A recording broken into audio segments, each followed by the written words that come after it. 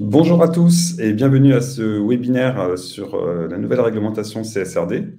Je suis Nicolas, je vais vous présenter avec Vincent ce webinaire qui a pour objectif de dégrossir un petit peu le sujet, un sujet un peu complexe, et l'idée c'est de le rendre abordable pour tous. Bonjour à tous, donc je suis Vincent Niard, donc je suis associé chez Altopy et je m'occupe de tout le développement commercial de l'entreprise.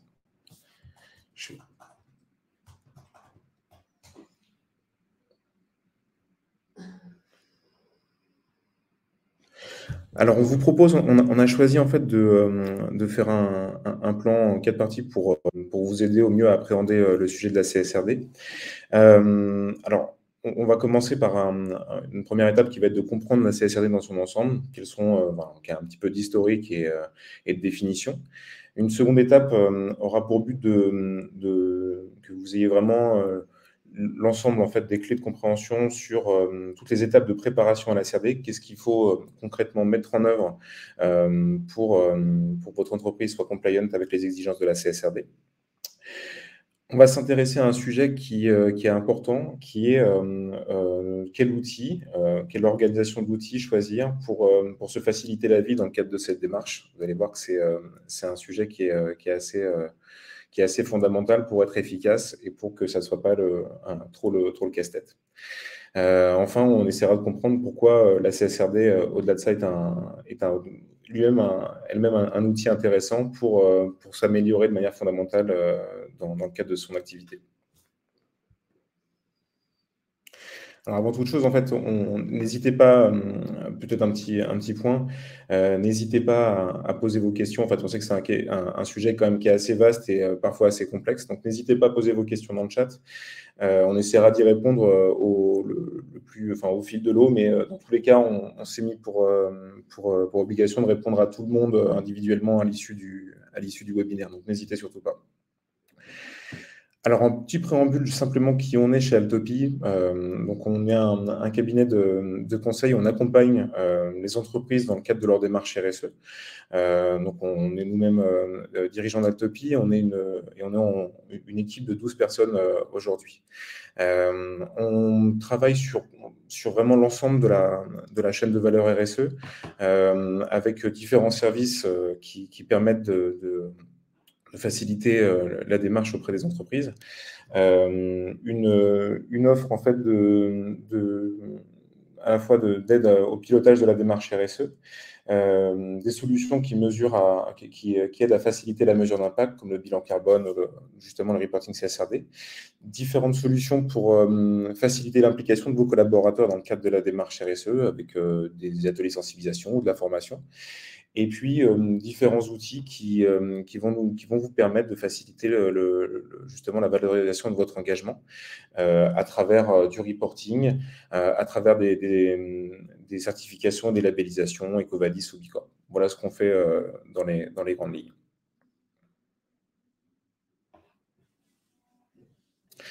On accompagnait et on accompagne jusqu'à ce présent un peu plus de 130 entreprises sur tout secteur d'activité confondu, industrie, construction, transport, énergie et services.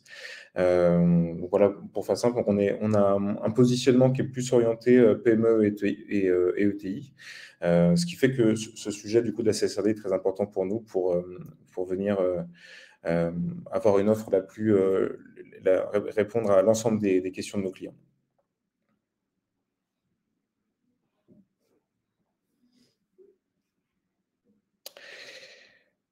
Alors, cette première étape est comprendre la CSRD. Donc, on va s'intéresser sur comprendre la CSRD à plusieurs choses.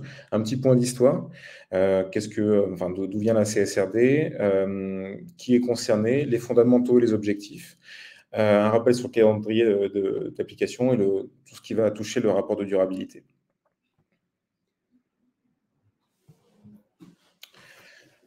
Une brève introduction de l'histoire de la CSRD. Donc, CSRD, donc pour Corporate Sustainability Reporting Directive, Donc c'est un acronyme en fait qui correspond à une directive européenne dont l'objectif fondamental, c'est de proposer un nouvel outil de reporting extra-financier. Ça, c'est vraiment le point fondamental. C'est une directive qui a été établie dans le cadre du Pacte vert, dans le Green Deal, en fait, pour l'Europe. Le Green Deal qui a été mis en place, qui a été voté en fait en 2019 et qui, voilà, pour refaire un petit peu de contexte, qui va définir vraiment les grandes orientations, les intentions de l'Europe, enfin de l'Union européenne, en termes de durabilité, avec notamment les objectifs de réduction puis de net zéro à horizon 2050 sur les émissions de gaz à effet de serre. Donc là, l'objectif, c'est vraiment de lutter fondamentalement contre le réchauffement climatique et le greenwashing. Alors, la CSRD, ce n'est pas un principe qui est complètement nouveau. Ça vient remplacer une directive précédente qui était la NFRD. Et qu'on connaît plus en France en fait par son application, par le décret d'application qui était la DPEF. Donc là, pour avoir une idée un peu plus globale, c'est que la NFRD concernait à l'échelle européenne 11 000 entreprises. La CSRD vient élargir énormément de périmètres pour aujourd'hui atteindre à peu près 50 000 entreprises concernées. Donc c'est quelque chose qui va être beaucoup plus global et concerner beaucoup plus d'entreprises. Donc en termes d'histoire, ce qu'on voit justement avec cette petite frise, vous retrouvez en fait en 2022 la première proposition des normes ESRS par les FRAG. C'est une proposition qui a été faite pour définir des standards de reporting qui constituent aujourd'hui le socle en fait du reporting CSRD.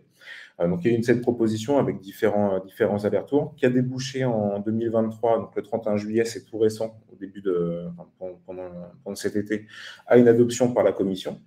Qui a vraiment validé l'entrée en vigueur de la CSRD et qui a défini les premières normes universelles, celles qui sont aujourd'hui obligatoires dans le cadre de l'application de la norme.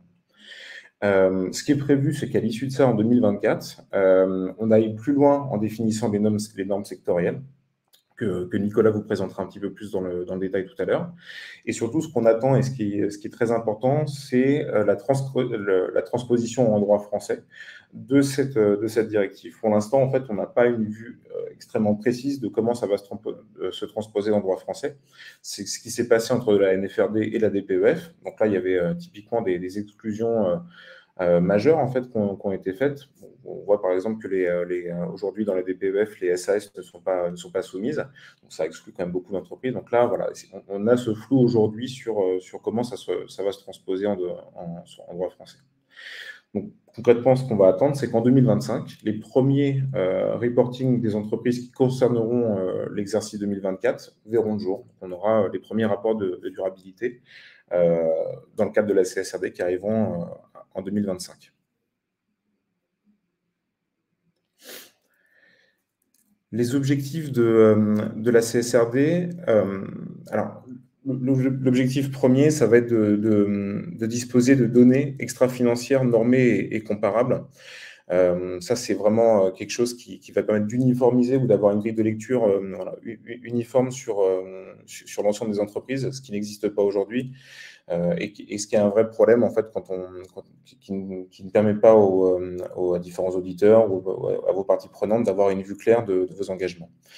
L'idée, c'est de rendre les entreprises plus responsables publiquement de leur impact. Évidemment, le fait d'avoir un niveau de transparence très élevé, d'aller publier l'ensemble de vos indicateurs et l'ensemble de vos actions, vous engage beaucoup plus dans une démarche plus forte. Étendre le nombre de l'entreprise concernées, en fait, on passe aujourd'hui de 11 000 à 50 000. Et ce qui est induit d'ailleurs, c'est effectivement de favoriser l'investissement vert. C'est parce que grâce à cette nouvelle grille de lecture qui est plus précise et plus exhaustive, on sait que l'investissement tenant compte en fait de critères de durabilité sera facilité.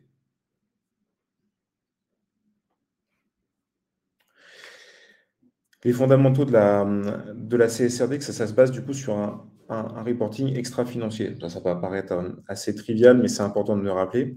Donc là, on va intégrer dans ce reporting un certain nombre d'indicateurs et de données qui sont des données qui ne sont pas des données financières. Donc, on va s'intéresser là à des données à la fois sociales, environnementales, des critères qui vont concerner aussi la gouvernance de l'entreprise.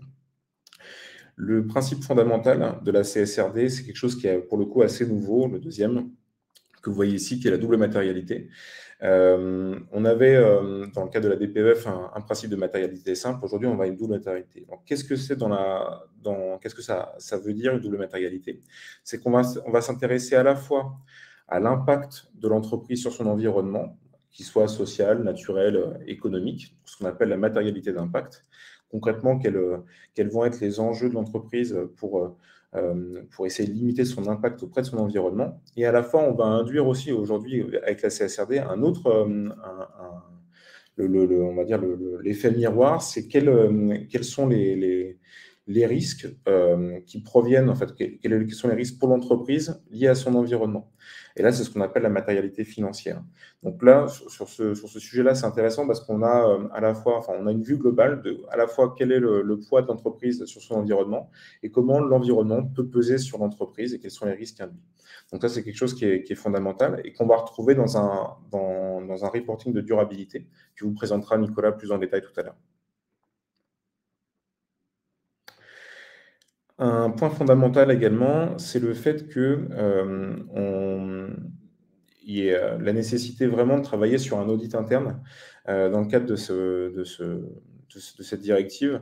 En fait, ça va amener les entreprises à brasser un certain nombre de données et surtout à choisir un certain nombre d'indicateurs et de données associées. Donc, il va falloir mettre en place des process d'audit interne pour à la fois contrôler la cohérence des données qui sont données et aussi, excusez-moi, il y a la nécessité également de produire un audit externe, ce qui est important.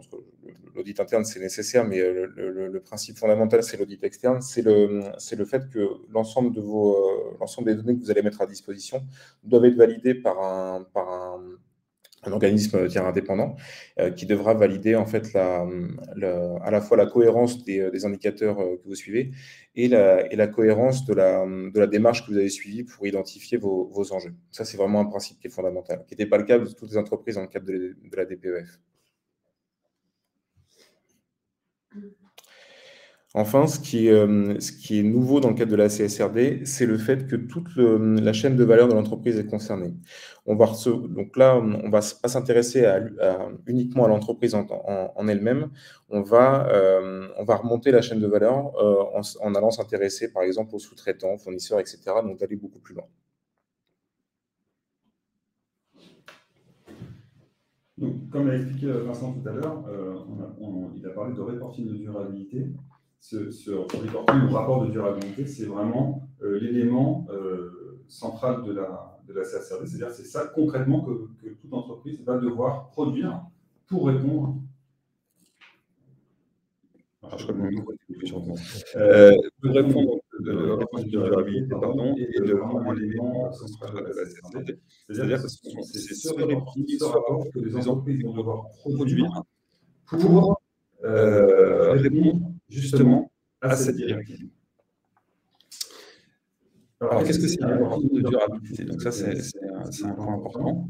C'est un ensemble en fait, de réponses à des normes, et ce reporting de durabilité se construit en fait sur justement cette analyse de double matérialité dont on a parlé tout à l'heure. C'est parce que vous allez faire cette analyse de double matérialité dans votre entreprise et que vous allez identifier les principaux enjeux qui concernent votre entreprise, que ce soit des enjeux sociaux, environnementaux ou de gouvernance, que vous allez devoir répondre à un certain nombre d'indicateurs, un certain nombre de normes, ce qu'on appelle des ESRS, c'est-à-dire des European Sustainability Reporting Standards, donc vraiment des normes auxquelles vous allez répondre en fonction justement de votre analyse de double matérialité. Et ça va constituer l'intégralité de votre rapport. Ce rapport de durabilité, il s'articule autour de 4 axes importants de gouvernance, c'est-à-dire en gros comment dans votre entreprise vous prenez en jeu vous prenez en compte les enjeux justement que vous avez identifiés dans votre double matérialité. Vous les avez identifiés, mais on va vous demander de savoir comment votre entreprise, justement, en prenant en compte ces enjeux, réagit. Qu'est-ce qu'elle met en place concrètement pour réagir? Quelle est la stratégie de votre entreprise, donc son modèle d'affaires, comment vous adaptez votre modèle d'affaires justement par rapport à ces différents enjeux. Impact, risque, opportunité, ce sont les actions que vous avez concrètement mises en place pour limiter vos impacts, pour limiter également vos risques. Et indicateur objectif, c'est quels sont les indicateurs objectifs que vous suivez, vous, en tant qu'entreprise, justement pour mesurer la portée de vos actions. Donc, tous ces aspects-là, ces 4 axes de travail, se retrouvent dans ce qu'on appelle la norme ESRS2, qui est la norme obligatoire auquel répondre et qui est une norme transverse et qui va vraiment identifier ces aspects-là. Et on va retrouver ces différents points de gouvernance, de stratégie, dans toutes les autres normes que je vous détaillerai là tout à l'heure.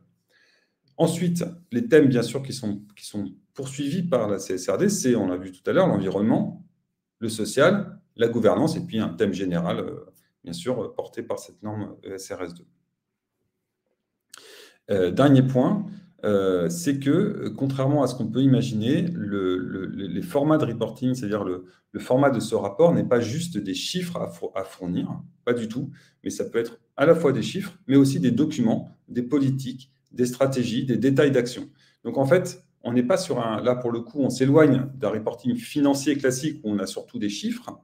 Là, on parle dans un reporting extra-financier où on va aussi vous demander un certain nombre de documents et d'informations qui ne sont pas que des chiffres, mais plutôt aussi, comme j'ai dit tout à l'heure, des documents de stratégie, de tout ce que vous avez mis en place, le descriptif de tout ce que vous avez mis en place au sein de votre entreprise. Donc, concrètement, comment ça se construit? En fait, aujourd'hui, ce qui a été défini par la Commission européenne et donc par les FRAG, c'est un certain nombre de normes, donc ces fameuses ESRS, qui constituent la trame de la réponse du rapport de durabilité que vous devez fournir dans le cadre de cette CSRD.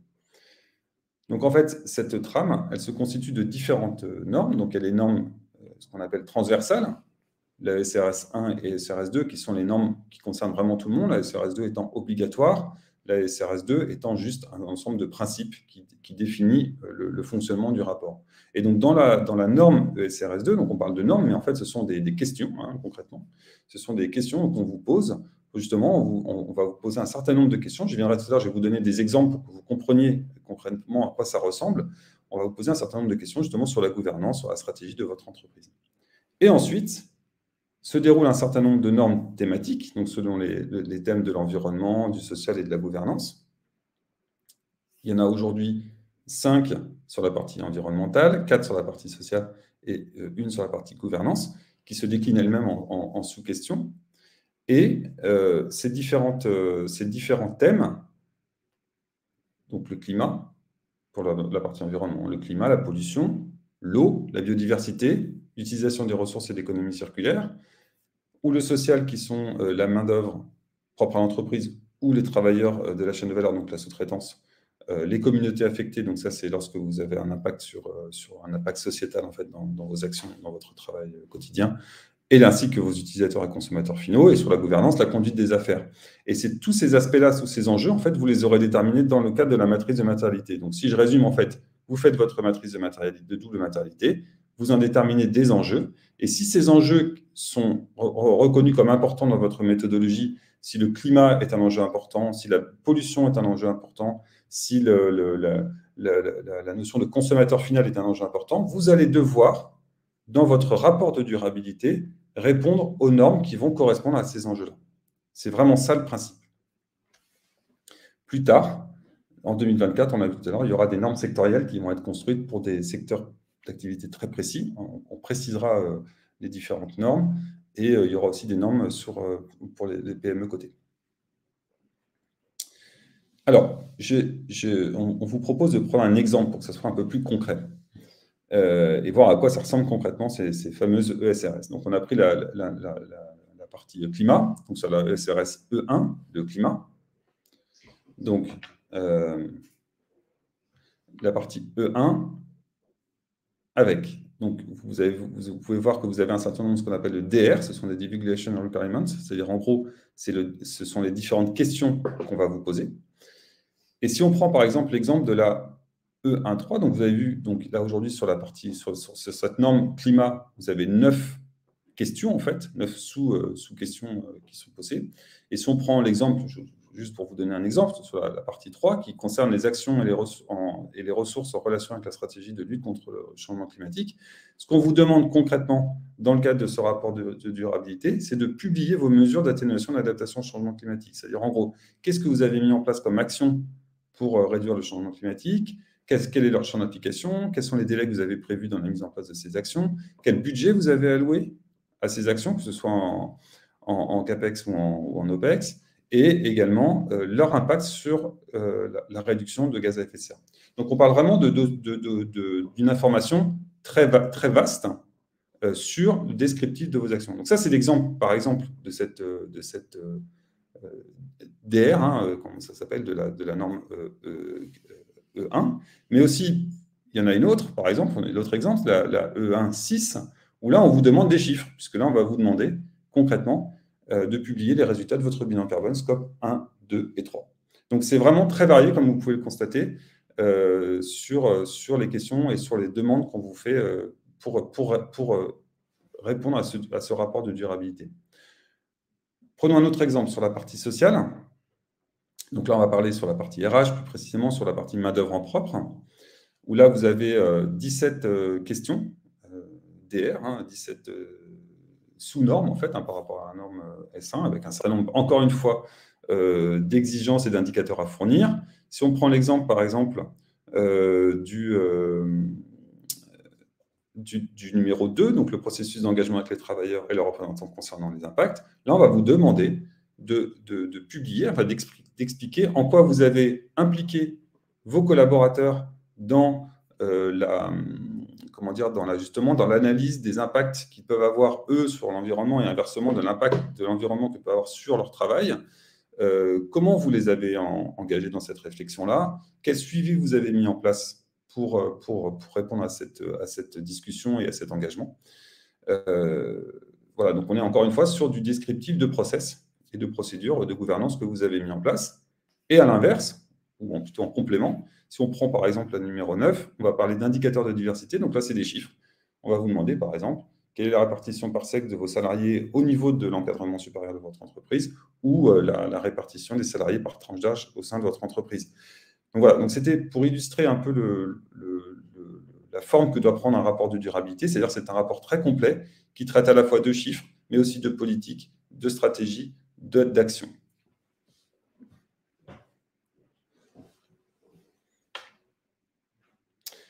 Alors, qui est concerné par la CSRD, puisque c'est quand même un point important, on l'a vu tout à l'heure, on augmente la couverture des entreprises suivies, concernées. Donc, la NFRD donc, concernait les entreprises de plus de 500 salariés avec un bilan de plus d'1 million d'euros ou 40 millions d'euros de chiffre d'affaires et coté.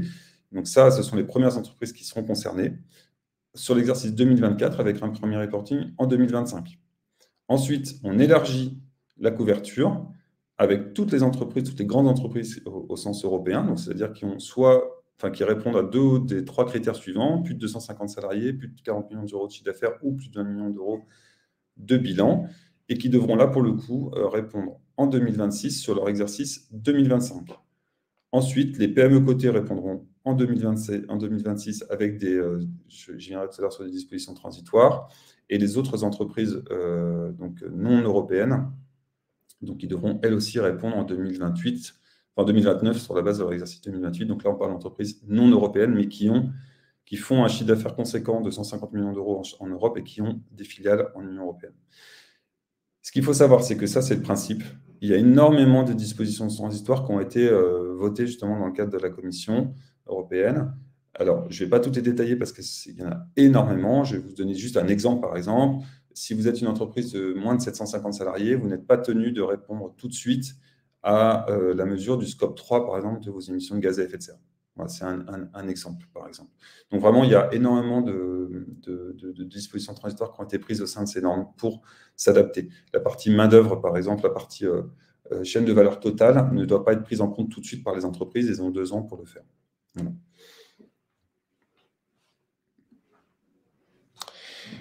Alors, concrètement, comment se préparer à la CSRD? Alors, il y a 5 étapes qui nous semblent vraiment importantes dans le cadre de cette préparation. La première étape, c'est l'initialisation. Alors, l'initialisation, c'est déjà de se fixer un calendrier de mise en œuvre et de constituer une équipe projet. Alors, pour se fixer un calendrier de mise en œuvre, on va vraiment s'intéresser on va s'intéresser aux obligations de chacun, et on va reprendre du coup le tableau précédent qu'a montré Nicolas pour comprendre par rapport à cette réglementation, à quelle date de reporting on va être soumis. Ça va vraiment fixer le calendrier de mise en œuvre. Ensuite, constituer donc l'équipe projet, ça va être identifier au sein de son organisation quelles vont être les personnes qui vont être capables à la fois d'avoir une vue globale des enjeux et des process internes de l'entreprise pour pouvoir justement répondre, identifier donc sur chacune des ESRS quel est le degré de correspondance entre le SRS et l'activité de l'entreprise. L'étape suivante est une étape d'analyse qui va se décliner en deux actions. L'analyse des enjeux de son activité. Donc là, on va reprendre. Voilà, l'idée, c'est vraiment d'aller sur chacune des ESRS, voir si l'activité d'entreprise a un impact, un impact plus ou moins fort, et de là d'effectuer son analyse de double matérialité.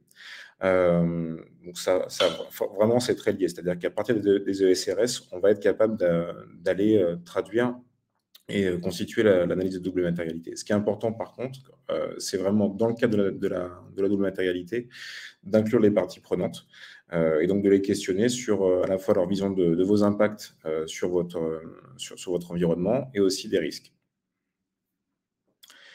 L'idée, c'est donc de là d'identifier les normes requises, d'arriver avec vraiment comme résultat l'ensemble des normes sur lesquelles on va pouvoir travailler. D'identifier sur chacune de ces normes quelles vont être les données nécessaires à collecter, qui peuvent être dans plusieurs états, soit disponibles parce qu'on les a directement, soit manquantes parce que tout simplement on les a mesurées à un moment donné, mais elles sont pas accessibles dans l'état. Il va falloir mener une investigation complémentaire. Ou dernier état, à construire. C'est-à-dire que jusqu'à présent, on ne s'était pas posé la question de la mesure de telle et telle donnée. Et donc, il va falloir commencer à initier une mesure et donc peut-être identifier des outils ou des process internes qui permettront de mesurer tout ça. Dernière étape, donc d'identifier quels vont être les collecteurs contributeurs, ça c'est fondamental, qui vont pouvoir, au fil du temps, nous permettre de récolter les données nécessaires. Après l'identification vient la collecte. Donc là, c'est vraiment la collecte à proprement parler. À la fois qui passe au départ par une organisation, donc de définition et de mise en place de l'outil qui va permettre de faire la collecte. Et ensuite, une fois qu'on a récolté toutes ces données-là, de vérifier la cohérence des données. Là, on peut parler d'audit interne, c'est faire en sorte de mettre en place des workflows de validation ou en tout cas des process qui permettent de vérifier que la donnée brute, le fichier ou la donnée sur laquelle on va se baser correspond bien est bien cohérente avec l'indicateur qu'on essaie de suivre. Et enfin, en dernière étape, la publication. Donc, très important, dans le cadre de la CSRD, c'est l'obligation de faire auditer ces données par un OTI. Donc là, l'objectif, c'est justement de fournir à l'OTI l'ensemble en fait des données des données et en fait de justifier aussi le choix de vos ESRS par rapport aux enjeux identifiés. Donc c'est de documenter tout suffisamment bien pour que leur vision soit claire de vos choix et qu'ils puissent valider votre votre déclaration. De là, publier son rapport de durabilité et déclarer ces données, donc peut-être dans une interface ou sur une interface qui sera certainement disponible pour pouvoir le faire.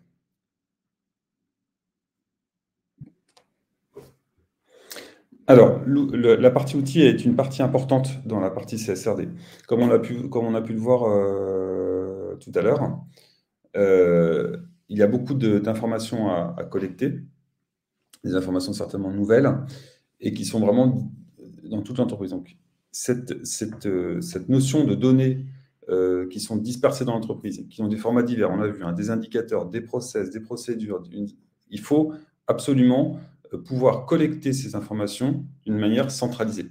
C'est en ça qu'un outil, vraiment, est indispensable, car une seule personne ne peut pas, au sein de l'entreprise, avoir la connaissance de toutes ces informations, et elles sont... On a parlé tout à l'heure de collecteurs ou de contributeurs, c'est toutes les personnes qui disposent de l'information sont dispersées dans l'entreprise. Il faut absolument un outil central pour pouvoir les récupérer. Ensuite, souvent les données que vous avez dans l'entreprise sont de format brut, soit elles apparaissent dans un fichier Excel, soit elles sortent d'un logiciel. Bref, elles ne sont pas forcément au format demandé spécifiquement par les normes ESRS, et donc dans lequel vous allez devoir répondre dans le cadre de votre rapport de durabilité. Il va falloir les retraiter. Ensuite, ce que j'ai dit tout à l'heure, les collecteurs sont nombreux, puisqu'on parle à la fois d'environnement, de social, de gouvernance. Donc, en plus, on va toucher à des services très, très divers dans l'entreprise. Et donc, pour bien suivre cette collecte avec un grand nombre de personnes participant à la collecte de ces informations, il est nécessaire d'avoir un outil central pour pouvoir suivre clairement le taux de complétion, par exemple, des différents indicateurs. Et dernier point, bien sûr, c'est le principe même de la CSRD, un seul rapport, le rapport de durabilité, donc c'est-à-dire en gros de récupérer l'ensemble des informations et de les mettre dans un seul et même document. Donc cette agrégation de données doit se faire via un outil, notamment si vous êtes multisite, si vous avez des différentes entités réparties sur tout le territoire européen, il est nécessaire de récupérer les informations, de les agréger, surtout si chacun des sites est plus ou moins indépendant et que chacun a son propre système de mesure. Donc vraiment, la notion d'outil, si on veut s'en sortir et si on veut vraiment rendre le process assez serein, il est nécessaire d'avoir cet outil. D'autant plus qu'on est sur une procédure annuelle, donc il va falloir recommencer tous les ans. Il est absolument nécessaire de préparer ce travail via un outil. Alors, l'outil de base, ce qu'il va devoir réaliser dans les grandes fonctionnalités de cet outil, c'est à la fois donc, au départ d'un paramétrage, puisque chaque entreprise, en fonction de son analyse de double matérialité, aura à répondre à différentes normes, on l'a vu tout à l'heure, qui sont différentes selon chaque entreprise. Donc, il faudra d'abord le paramétrer, ensuite, en fonction aussi de la façon dont vous êtes organisé. Ensuite, il faudra collecter les données, les formater, les vérifier également, les auditer, on l'a vu tout à l'heure avec un ETI, et ensuite déclarer. Ça, c'est vraiment les grandes fonctionnalités. Du coup, plusieurs solutions s'offrent à vous. Soit vous avez déjà un ERP qui est installé chez vous dans votre entreprise, qui est suffisamment modulable pour pouvoir répondre à toutes ces informations-là. Voilà, ça dépend exactement de ce que vous avez aujourd'hui. Si vous avez un ERP, vous pouvez utiliser votre ERP existant, mais il faut vraiment qu'il ait cette capacité à s'adapter au format de la CSRD. Soit vous pouvez aussi développer vous-même votre propre outil. Si vous avez des équipes de développement en interne qui ont cette capacité-là, vous pouvez tout à fait imaginer un développement propre. Ou dernier choix, d'utiliser un outil sur le marché. Il y en a plusieurs qui existent, comme Greenscope, Beaver ou Happyday, par exemple, qui sont des outils qui sont spécifiquement conçus pour répondre à cette récolte de données extra-financières. La seule chose à vérifier, clairement, par rapport à l'outil que vous allez prendre, c'est de vérifier qu'il accepte un grand nombre de collecteurs ou de contributeurs, de personnes qui peuvent se connecter et fournir de l'information, que l'information puisse être mise à différents formats, on l'a vu tout à l'heure, soit des indicateurs, soit des documents, soit des listes d'actions, par exemple. Bien sûr, on va travailler avec des personnes qui n'ont pas forcément l'habitude de collecter de l'information, donc il faut que l'outil soit facile d'usage pour que l'opération de collecte soit simplifiée. L'auditabilité, point fondamental, puisque tout le process que vous allez devoir faire doit être audité derrière par un OTI. Donc, il faut que cet OTI, cet organisme tiers indépendant, puisse venir Ensuite, dans votre logiciel, vérifiez que le processus de collecte est correct et que les calculs sont corrects. Et dernier point, comme on est sur un reporting d'une année à l'autre, l'idée, bien sûr, c'est d'avoir un suivi d'indicateurs pour pouvoir s'améliorer d'année en année et pouvoir voir l'évolution des différents indicateurs que vous construisez.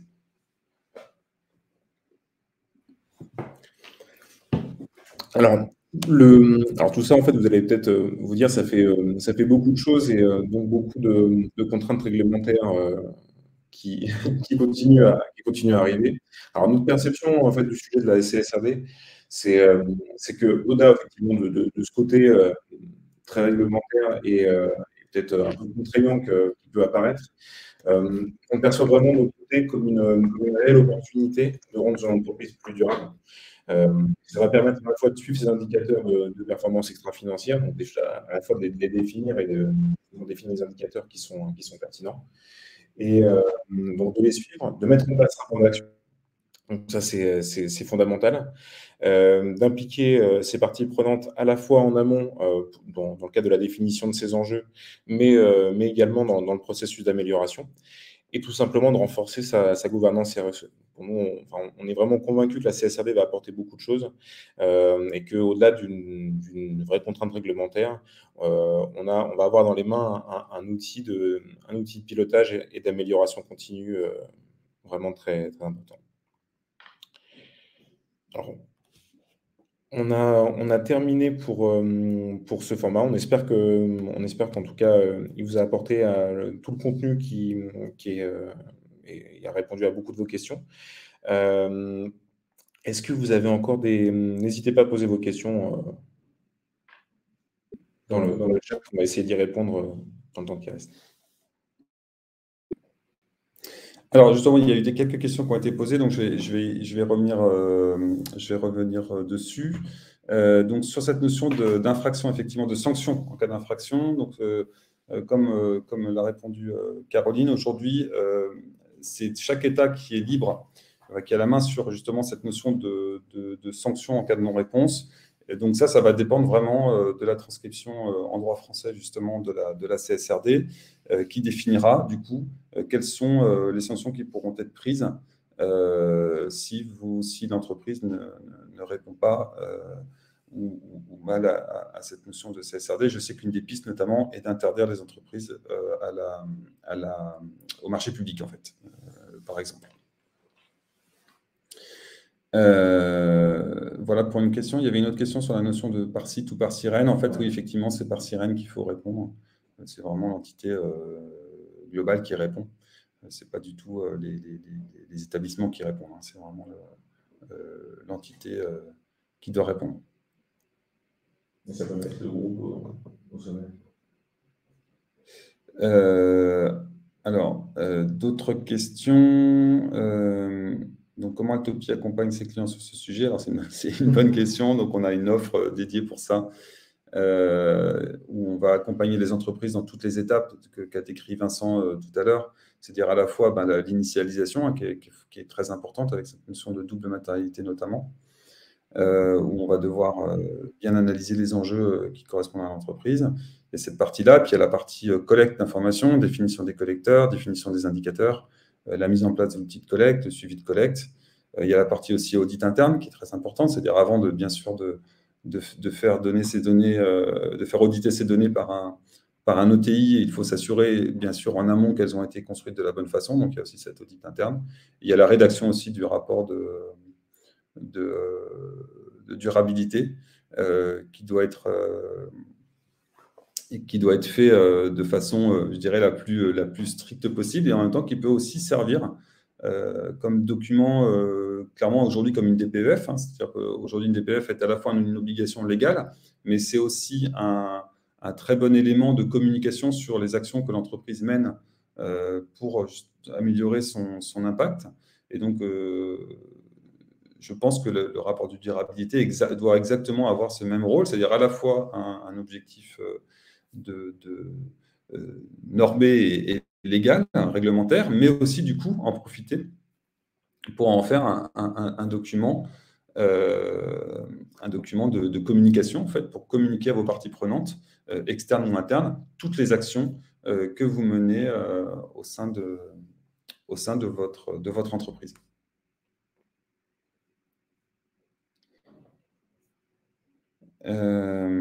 Alors, d'autres questions peut-être?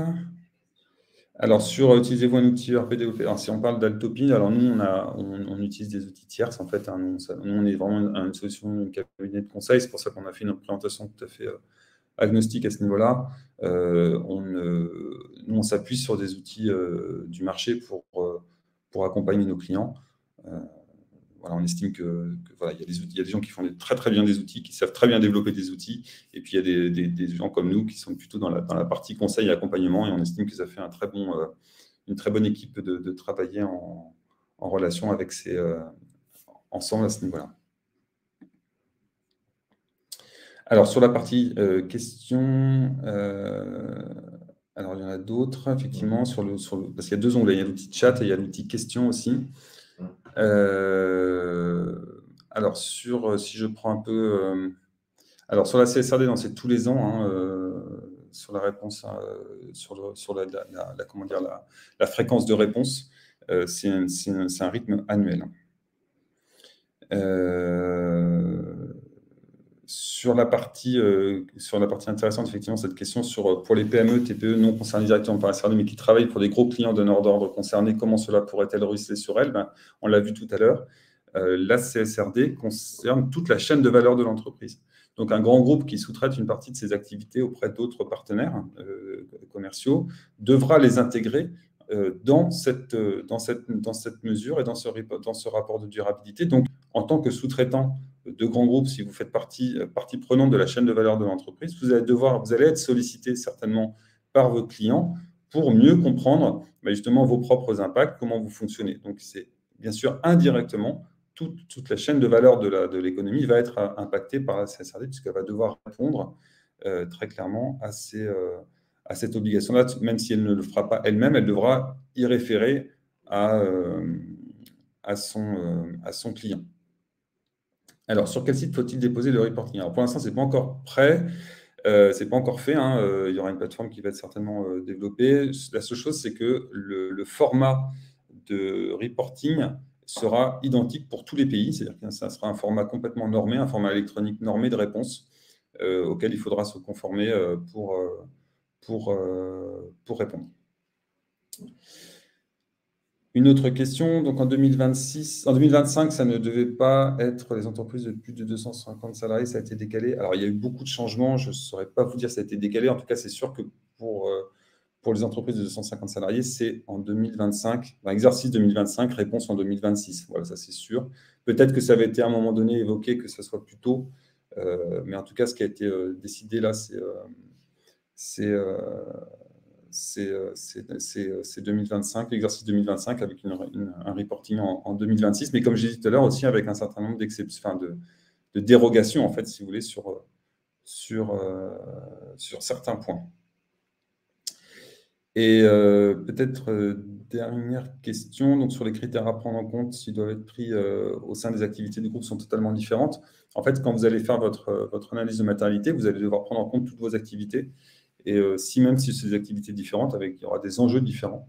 Et donc, vous devrez effectivement prendre en compte tous les enjeux de vos différentes activités. Il n'y a pas d'activités qui doivent être exclues du périmètre. Hein. Ce sont toutes vos activités qui doivent être incluses. Donc, même si elles sont différentes, vous allez, dans votre analyse de double matérialité, prendre en compte l'intégralité des activités et donc des impacts qu'elles ont sur l'environnement ou inversement que l'environnement au sens large, hein, social ou environnemental, aura sur votre activité. Voilà, je n'ai pas pu répondre à toutes les questions. Là, le chat se termine. Le webinaire se termine, pardon. Alors, ne vous inquiétez pas, on répondra à toutes les questions qui ont été posées dans le chat ou ailleurs, directement par mail. Et donc, vous aurez toutes les réponses à vos différentes questions. Au-delà de ça, n'hésitez pas à nous solliciter directement sur notre site, donc soit directement Vincent par mail, là vous avez son adresse directement, sur notre site on a un formulaire sur lequel vous pouvez répondre si vous voulez plus d'informations. Bon, j'espère que ça a été clair, que vous avez mieux compris un peu le principe. On est au tout début, hein, clairement. On attend aussi la mise en application dans le droit français pour y voir un peu plus clair au niveau de la forme que ça va prendre au final. Mais je pense que là, vous avez une bonne vision de cette directive qui est ambitieuse, mais qui, pour nous, en tout cas, en tant qu'Atopy, on est persuadé qu'elle va permettre aux entreprises d'améliorer leur impact et donc d'améliorer la vie de tous. Un grand merci pour votre participation et très bonne journée à vous. Merci beaucoup.